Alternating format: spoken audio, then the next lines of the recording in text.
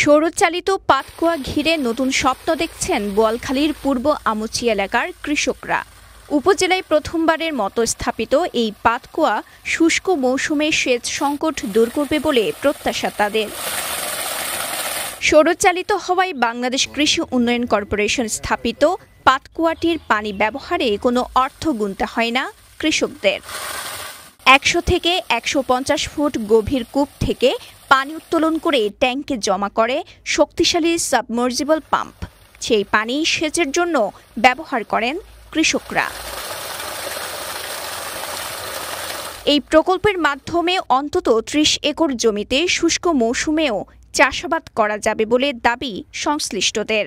এটা জ্বালানির কোনো খরচ নেই, আপনার ক্ষেত খামারের জন্য আমার উপযোগী হবে বলে উপযোগী এই অঞ্চলের জন্য আমি মনে করতে। এই পাতকুয়া নির্মাণ করার জন্য কৃষকদের কোনো খরচ দিতে হয় না, শুধু সহযোগিতা প্রয়োজন হয়। এই এলাকায় যেখানে প্রচুর ফল বাগান চাষ হয়, বোয়ালখালীতে প্রচুর ফল বাগান রয়েছে, বিশেষ করে লেবু বাগান। তো পাহাড়ের পাদদেশে যদি এই পাতকুয়া গুলো করা যায় তাহলে ওখানে কিন্তু পানির যে একটা ঘাটতি সেটা কিন্তু আর দেখা যাবে না এবং ফলন কিন্তু ভালো হবে।